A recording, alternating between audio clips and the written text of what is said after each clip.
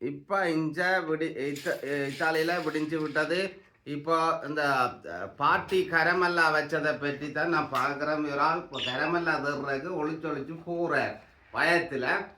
பாப்போம் இப்போ கரமல்லா என்ன கரமல்லா கிடக்குதுடா. வச்சிருக்கோம் முதல் பாருடா, முதல் வச்சிருக்கொண்டு பாருண்டா. நைஸ் எடுத்துடா பாட்டி. இது தும்பு தடியோட நிற்கும்டா.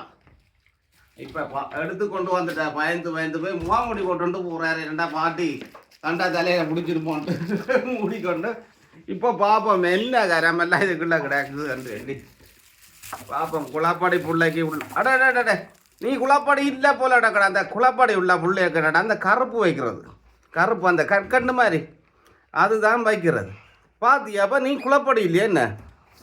ஆட நல்லா தண்ணி கிடக்கு. விலை கூடினா கரமெல்லாம் கிடக்கு. எப்படிடா காசு கிடச்சது இந்த பாட்டிக்கு? இது பெரிய அதிசயமாக தான் கிடக்கு என்ன?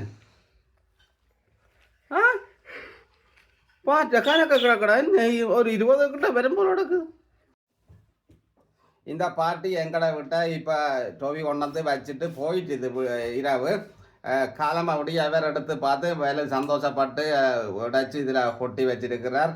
இந்த தினம் என்னவென்னு சொன்னால் நத்தாருக்கு மரம் வச்சுட்டு இன்றைக்கு எடுக்கிற நாளுன்றதால இந்த பாட்டி ஒவ்வொரு வருஷம் வெல்கோனையில் டொவி கொண்டாந்து வைக்கிறது. சின்னாக்களுக்கு குளப்பாடி பிள்ளைன்னு சொன்னால் கருப்பு கற்கண்டு மாதிரி கொண்டாந்து வைக்கிறதா.